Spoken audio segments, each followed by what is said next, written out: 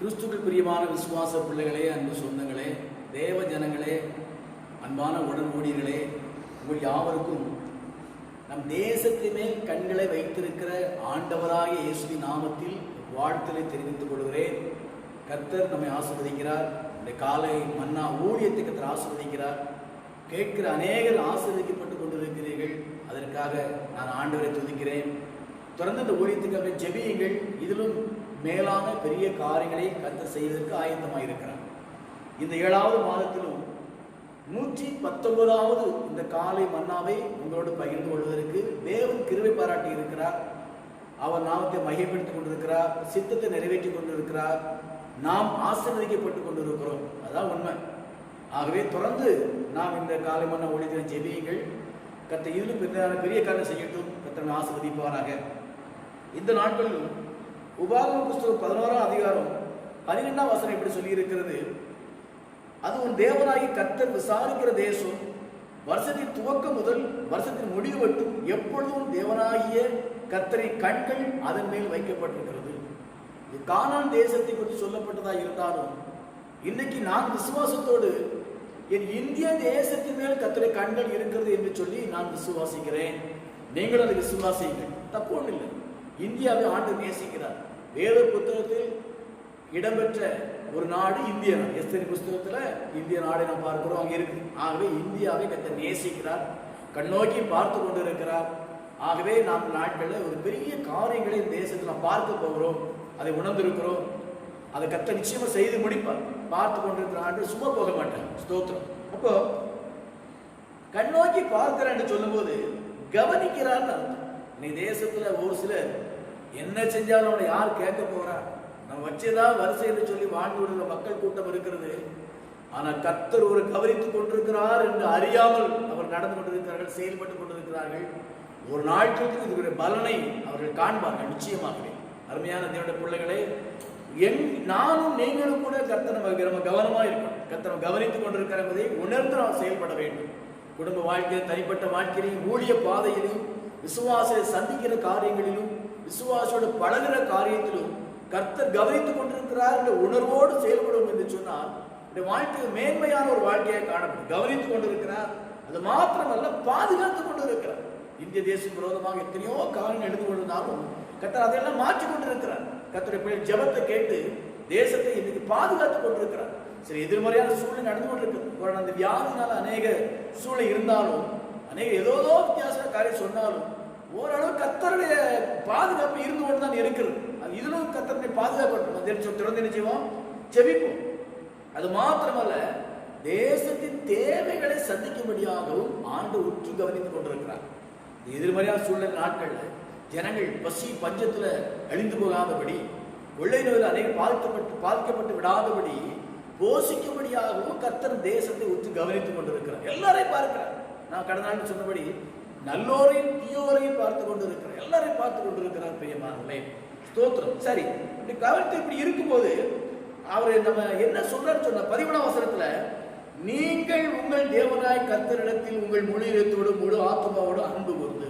கர்த்தருடைய பிள்ளைகள், கர்த்தருடைய ஊழியர்கள், ரட்சிக்கப்பட்ட ஜனங்கள் எப்படி இருக்கணுமா? முழு இதயத்தோடு முழு ஆத்மாவோடு அன்பு கூர்ந்து. ஏன் இப்படி இருக்கிறாரு? அறவரையா அன்பு கூறுவாங்களா? இருக்கும். ஏன்னா ஆண்டவர் வார்த்தை சொன்னா நிச்சயமா அது ஒரு அர்த்தம் இருக்கும். இன்னைக்கு எத்தனையோ ஏனோ தானோ என்று வாழ்கிற கிறிஸ்தவ மக்கள் இருக்கிறாங்க. ஏனோ தானோ ஊழி செய்யறவங்களும் இருக்கிறாங்க. ஏன்னா ஊழியத்துக்கு வந்தோம்னு சொல்லி நினைக்கிறவங்களும் இருக்கிறாங்க. அப்படி நினைவு இருந்ததுன்னா இன்னைக்கு அதெல்லாம் மாற்றி இருக்கு. ஏன் ரட்சிக்கப்பட்டோ நினைச்சிருந்தா அந்த நிலைமை மாற்றி இருக்கு. முழு இதயத்தோடு முழு பலத்தோடு கூட நீங்க என்ன செய்யணுமா? முழு ஆத்மாவோடு கூட அன்பு கூற வேண்டும். ஆண்டவரிடத்தில் அன்பு கூற வேண்டும். ஏன்? இன்னைக்கு ஆண்டவர் இயேசு கிறிஸ்து நமக்காக நம்மை வைத்த அன்பு நிமித்தமாக தன் ரத்தத்தை எல்லாம் இந்த பூமியை செஞ்சு இருக்கிறார. பார சிலுவையை சுமந்திருக்கிறார. உலகுடைய பாவத்தை சுமந்திருக்கிறார. சாபத்தை சுமந்திருக்கிறார. வியாதியை சுமந்திருக்கிறார். தரித்திரத்தை சுமந்திருக்கிறார. நரகத்துக்கு பாத்திரமாய் இருந்த நம்மை பரலோகவாசியா மாற்றி இருக்கிறார. அவரிடத்தில் முழு இதயத்தோடு முழு ஆத்மாவோடு அன்பு செலுத்த வேண்டிய பிரியமானவர்களே, வாழ்க்கையில் அப்படிப்பட்ட காரியம் இருக்கட்டும். உலகத்துல யாரிடத்துல அன்பு செலுத்தினாலும் அது ஆண்டவருக்கு அடுத்தபடியா இருக்கும். முதலாவது அன்பு இயேசு கிறிஸ்துவில இருக்கட்டும். அதுதான் உங்க வாழ்க்கையில பெரிய காரியம் செய்யும். அப்ப அன்பு கூர்ந்து அதுக்கப்புறம் சொல்லியிருக்கிறாரு, அவரை சேவிக்கும்படி அவருக்கு சேவிக்கும்படி சொல்லும்போது வேலை செய்யும்படி, இன்னும் சொல்லணும்னா அவருக்கு ஊழியர் செய்யும்படி. அதான் சரியான சேவிக்கிறது ஒரு பக்கம் ஆராதிக்கிறது, பக்தியை வெளிப்படுத்துவது, இன்னொரு சேவை செய்வது, வேலை செய்யும், கர்த்தருக்காக வேலை செய்யும். உன் ஊழியத்தை நிறைவேற்ற ஆண்டவர் சொல்லி இருக்கிறார். ஊழியம் செய்யறா கர்த்தருக்கு நம்ம என்ன செய்யணும்? ஊழியம் செய்யணும். கர்த்தரை பிள்ளைகள் கர்த்தருக்கு ஊழியம் செய்யணும், வேலை செய்யணும். அதை கர்த்தர் விரும்புகிறார். நீங்க அதை செய்யணும். அப்படி செய்து அதுக்கப்புறம் என்ன சொல்லப்படுற அப்படின்னு சொன்னாக்கி, நீங்க அவருடைய கற்பனைக்கு என்ன செய்ய வேண்டுமா? கீழ்ப்படிந்தால் இன்று உங்களுக்கு கற்பிக்கிற என் கட்டளை. நான் கடவுளால் சொல்லியிருக்கிறேன். ஆண்டவர் என்ன உபதேசம் பண்ணுகிறாரோ, எந்த வழியை காட்டுறோ அந்த வழியில சரியா போகிற மாதிரி நம்மளை கொண்டாக்கி பார்த்து ஆசிரியக்க தெய்வம். இன்றைக்கு நம்முடைய அன்பு எப்படி இருக்கிறது, நான் கர்த்தருக்கு செய்கிற ஊழியர்கள் எப்படி இருக்கிறது, கர்த்தரை துதிக்கிற துதி, ஆராதனை, ஜெபங்கள், உபவாசங்கள் எப்படி இருக்கிறது? யாரோ பார்க்க வேண்டும் என்று உபவாசிக்கிறோமா, அது ஏதோ ஒரு கட்டாயத்தில் உபவாசிக்கிறோமா, ஜெபிக்கிறோமா, மனப்பூர்வமா ஜெபிக்கிறோமா என்று கர்த்தர் பார்த்து கொண்டிருக்கிறார். ஆகவே கற்றுக்கொண்ட வார்த்தைகளை என்ன செய்ய வேண்டுமா? கீழ்ப்படிந்து என்று சொல்லப்பட்டிருக்கு. ஸ்தோத்திரம். அப்படி இருக்கும்போது இதே போல நீங்க பார்த்தீங்கன்னு சொன்னா, அந்த உபாகமம் 10ஆம் அதிகாரம் 12, 13 வசனத்தை வாசிப்போம். இதையே சொல்லப்பட்டது. ஆனா ஒரு வார்த்தை இருக்குது, உனக்கு நன்மை உண்டாகும்படி. 13ஆம் வசனம் மத்திய பகுதி இதே சொல்லிட்டு உனக்கு நன்மை உண்டாகும்படி செய்ய அப்படின்னு இருக்கு. இப்போ தேசத்துக்கு நன்மை ஒரு பக்கம், இதை செய்யற எனக்கும் நன்மை, உங்களுக்கு நன்மை இருக்குது. பிரியமா, இதை செய்யற ஊழியத்துல இருக்கிற நமக்கு நன்மை இருக்கிறது, நம்முடைய விசுவாசிகள் நன்மை இருக்கிறது, குடும்பத்துக்கு நன்மை இருக்கிறது. ஆகவே முழு இதயத்தோடு, முழு பலத்தோடு, முழு ஆத்மாவோடு அன்பு செலுத்தி நாம் அவருக்கு முழு மனசோட சேவை செய்ய வேண்டும், ஊழியம் செய்ய வேண்டும், மனப்பூர்வமா செய்யணும். ஏதோ அழைச்சிட்டாரு அதனால ஊழியம் செய்தானே ஆகணும் அப்படின்னு நினைக்க கூடாது. முழு மனதோடு ஊழியம் செய்யும் போது பெரிய ஆசீர்வாதத்தை செய்கிற வகையில வச்சிருக்கிறாரு, பெரிய நன்மைகளை வைத்திருக்கிறார். பிரியமானவர்களே, கர்த்தருக்கு ஸ்தோத்திரம். அது மாத்திரமல்ல, இந்த 14ஆம் வசனம் சொல்லியிருந்து இப்படி செய்யும் போது, நீ உன் தானியத்தையும் உன் திராட்சரசத்தையும் உன் எண்ணெயில் சேர்க்கும்படிக்கு. தானியம், திராட்சரசம், எண்ணெய், ஆகாரம், ஆரோக்கியம், அபிஷேகம், பாதுகாப்பு, சரீரத்துக்கு வேண்டிய எல்லா நன்மைகளை நாம் பெற்றுக்கொள்ளும்படியாக, அதை சவதரிக்கும்படியாக, அதை சேமிக்கும்படியாக, அல்லது அதை விளைய செய்யும்படியாக ஆண்டவர் என்ன செய்வாராம்? ஏற்ற காலத்தில் உங்கள் தேசத்தில் முன்மாறியும் பின்மாறியும் பெய்யப்படுவேன் என்று சொல்லியிருக்கிறேன். நம்முடைய சரீர தேவைகளுக்காக, பயிர் நிலங்கள் ஆசீர்வதிக்கப்படுவதற்காக நமக்கு முன்மாறி மழையும் பின்மாறி மழையும் தேசத்துல கர்த்தர் கொடுப்பார். தேவனுடைய பிள்ளைகள் இந்த வேத வசனத்துக்கு வாழ்ந்தா தேசத்துல முன்மாறி பின்மாறி மழை நிச்சயமா பெய்யும் என்று ஆண்டவர் சொல்லியிருக்கிறார். பிரியமானவர்களே, சோத்திரம். இந்த அதாவது வருடத்தின் முதலையும் மழை பெய்யுமா, வருடத்தின் கடைசியிலும் மழை பெய்யும். அதான் முன்மாறி பின்மாறி சொல்லப்படுது. அந்த இலையுதிர் காலத்துல பெய்யுற மழை முன்மாறி மழை, கனமான மழை. அந்த அந்த அடமழை சொல்லுவோம் பார்த்தீங்களா, அந்த மாதிரி மழை. இந்த வசந்த காலத்தில் பெய்யுற மழை பின்மாறி மழை, சாரல். இப்போ நம்ம நாட்டில் நம்ம இப்போ நம்ம நெல்லை மாவட்டம் தமிழ்நாட்டில் பொறுத்த வரைக்கும் முன்னால தான் சாரல் மழை பெய்யும், பின்னால் அடமழை பெய்யும். ஆனால் இந்த காலம் ஒவ்வொரு நாட்டுக்கு நாடு வித்தியாசம். அப்போ பயிர் விளைகள் அந்த விவசாயிகள் ஆரம்பிக்கும் போது கனமான மழையும், அது வளர்ந்து வரும்போது லேசான மழையை பெய்து நம்மை ஆசீர்வதிப்பேன்னு சொல்லி ஆண்டவர் வச்சது வாக்கு பண்ணியிருக்கிறார். பிரியமானவர்களே, ஒரு நல்ல தேவன் பார்த்தீங்களா, சோத்திரம். இதே போல சங்கீதம் 147ஆம் சங்கீதம் எடுக்கும் என்று சொன்னால், சங்கீதம் 147 7, 8 வசனத்தை வாசித்து பார்க்கும் என்று சொன்னால், அங்கே கர்த்தரை துதியுடன் பாடி கொண்டாடுங்கள், நம்முடைய தேவனை சுரமண்டலங்கள் கீர்த்தனம் பண்ணுங்கள், கர்த்தரை பாடி துதியுங்கள். நிறைய வசனங்கள்ல ஒரு யாரோ தனி மனிதனுக்கோ, ஒரு குடும்பத்துக்கோ, ஒரு ஊழியத்துக்கோ, சபைக்கோ, ஒரு லட்சியம், ஒரு தேசத்துக்கோ ஆசீர்வாதம் வேணும்னா அதுக்கு முதல் ஆயுதம் துதி, ஸ்தோத்திரம், ஜெபம். இதுதான் ஆகவே சொல்லியிருக்கிறார். கர்த்தரை துதியுடன் பாடி கொண்டாடுங்கள், நம்முடைய தேவனை சுரமண்டல கீர்த்தனம் பண்ணுங்கள். அவர் வானத்தை மேகங்களால் மூடி பூமிக்கு மழையை ஆயத்தப்படுத்தி மலைகளில் புல்லை முளைப்பிக்கிறார். பூமிக்கு மழையை ஆயத்தப்படுத்தி எப்போ தேவனுடைய பிள்ளைகள் கர்த்தரை பாடி துதிக்கும் போது, ஆராதிக்கும் போது, பிரியமானவர்களே, மறந்து போகக்கூடாது. தேசத்தின் ஆசீர்வாதம் உங்க கையில என் கையில தான் இருக்குது.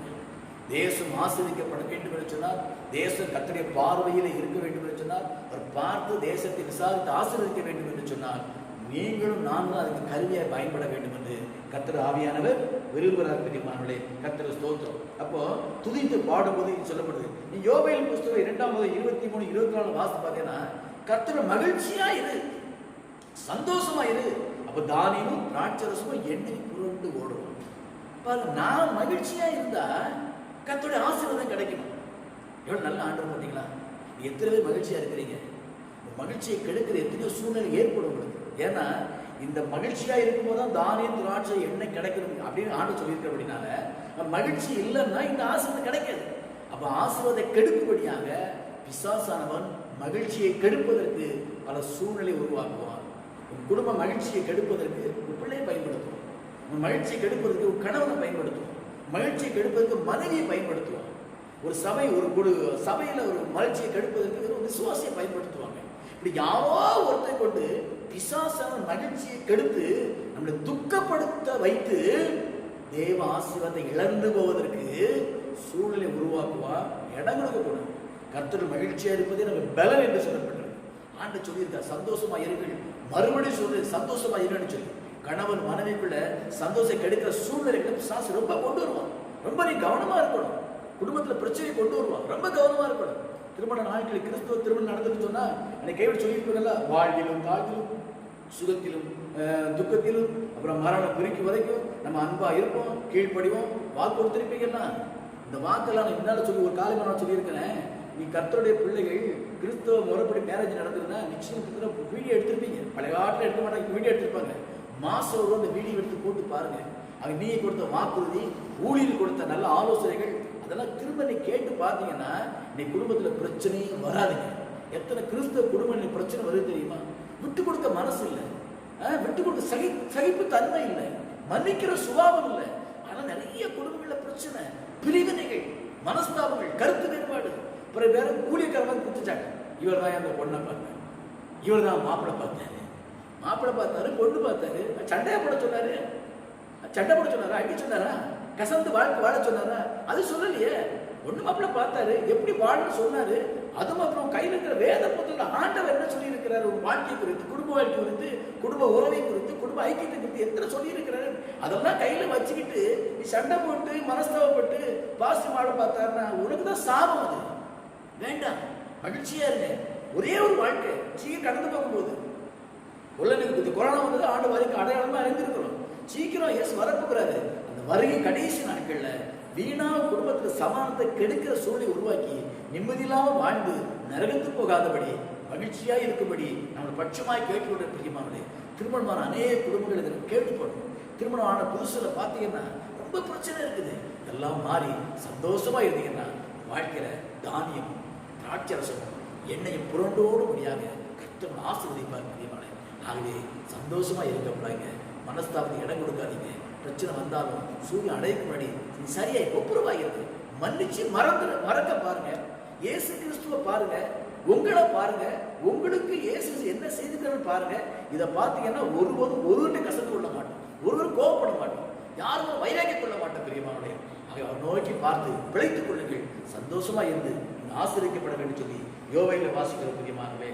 ஸ்தோத்திரம். திரும்ப உபாகமம் 16 சொல்லி இருக்கிறது, இப்படிப்பட்ட வாழ்க்கை வாழும்போது மிருக ஜீவனுக்காக உன் வெளியிலே புல் முளைக்கும்படி செய்வேன், நீ சாப்பிட்டு திருப்தி அடைவாய். திருப்தி அடைவாய். ஸ்தோத்திரம். திருப்தியான வாழ்க்கை கர்த்தர் கொடுப்பாருங்க.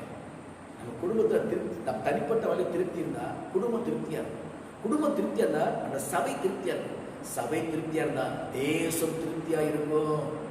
தேசம் ஆசிரியப்படனா தனிப்பட்ட மனுஷன் தான் ஆரம்பிக்குது. தனிப்பட்ட மனுஷன் கர்த்தருக்கு பிரியமா வாழ்ந்து சந்தோஷமா திருப்தியா வாழ்ந்தா சொன்னா குடும்பம் சந்தோஷமா திருப்தியா இருக்கும்.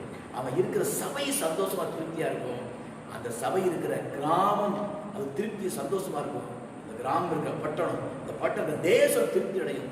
ஆசீர்வதிக்கப்படுகிற அறிந்திருக்கிற பிரியமானவர்களே. ஸ்தோத்திரம். அப்போ நம்மை இப்படி பின்மாறி முன்மாறி மழையை கொடுத்த ஆசீர்வதிக்க தெய்வம் தேசத்தையும் ஆசீர்வதிக்கும்படியாக ஆசீர்வாத மழையை பொழிந்து கொண்டிருக்கிறார். அந்த ஆசீர்வாத மழை தான் ரட்சிப்பின் மழை, எழுப்புதல் மழை. காணப்போகிறோம் நம்ம. ஸ்தோத்திரம். நிச்சயம் காணப்போகிறோம். ஆகவே இந்த நாட்கள்ல இந்த வேத வசனத்தை நாம் கீழ்ப்படிந்து வாழ்ந்து, வேத வசனத்துக்கு கீழ்ப்படிந்து நம்ம செயல்பட்டு நாம் ஆசீர்வதிக்கப்பட்டு தேசம் ஆசீர்வதிக்கப்படுவதை நாம் கண்ணால பார்க்க போறோம். நம்ம காலத்துல தான் எழுப்புதல் வரப்போகுது. இப்பதான் துதி, இப்பதான் ஜெபம், உபவாசம் அதிகமாக நடந்து கொண்டிருக்கிறது. நிறைய தேவதாசர்கள் கூடி கூடி ஜெபிக்கிறாங்க. 3 நாள், 1 வாரம், 10 நாள், 20 நாள் நிறைய ஜெபிச்சுட்டே இருக்கிறாங்க. ஆகவே நம்மை ஆசீர்வதித்து தேசத்தை கண்ணோக்கி பார்க்கிற ஆண்டவர் தேசத்தை ஆசீர்வதிக்க போறார், தேசம் ரட்சிக்க போகிறார், தேச ஆசீர்வாதமான பொழிய போகுது, தேச எழுப்புல அடைய போகுது, தேசம் வரைக்கும் ஆயத்தப்பட போகுது. பிரியமானவர்களே, கர்த்தர் இந்த வேத வசனத்துக்கு ஒரு வாழ்க்கை அர்ப்பணிங்க. நீங்க திருப்தி அடையுங்க, தேசம் திருப்தி அடையும். நீங்க ஆசீர்வதிப்படுங்க, தேசம் ஆசீர்வதிக்கப்படும். நீங்க ஆண்டு வரைக்கும் ஆயத்தப்படுங்க, தேசம் வரைக்கும் ஆயத்தப்படும். கர்த்தராக இந்த வேத வசனங்கள் ஆசீர்வதிப்பாராக. இப்படி ஜெபிப்போம். அன்பின் பரலோக பிதாவே, கேட்ட வசனத்தின்படி முழு மனதோடு முழு பலத்தோடு முழு ஆத்தோடு அன்பு செலுத்தி உமக்கு சேவை செய்து இந்த கற்பனை கீழ்ப்படிந்து வாழ்ந்து உண்மை துதித்து ஆராதித்து அந்த மகிழ்ச்சியோடு வாழ்ந்து இந்த பூமிக்கு எல்லா நன்மைகளை பெற்று வாழ சத்தை கேட்ட ஒவ்வொரு பிள்ளைகளை ஆசீர்வதியும் ஆண்டவரே. நிர்பந்தமாக தேசம் ஆசீர்வதிக்கப்பட கர்த்தர் கிருபைதான் உங்கள் நாமத்தையே மகிமைப்படுத்தும் ஆண்டவரே. ஸ்தோத்திரம். இயேசுவின் நாமத்தில் ஜெபிக்கிறேன் நல்ல பிதாவே, ஆமென். சத்தை கேட்டாமே அவங்க யாவரையும் கர்த்தர் இப்படி ஆசீர்வதிப்பாராங்க. தொடர்ந்து நீங்க வேத வசனத்தை ஒப்பு கொடுங்க, வசனத்திற்கு வாழுங்க, ஆசீர்வதிக்கப்படுங்க. கர்த்தர் உங்களை நிச்சயமா ஆசீர்வதிப்பார். உங்களை கூட தேசம் ஆசீர்வதிக்கப்படும். கர்த்தருக்கு ஸ்தோத்திரம். மரணாதா, இயேசு வருகிறார். ஆயத்தப்படுவோம், ஆயத்தப்படுத்துவோம். கர்த்தர் உங்களை ஆசீர்வதிப்பாரு. கர்த்தருக்கு ஸ்தோத்திரம். மீண்டும் காலை மன்னவர் நாளை சந்திப்போம். அதற்கு தேவை கிருபையை தாங்குவதாக. கர்த்தருக்கு ஸ்தோத்திரம்.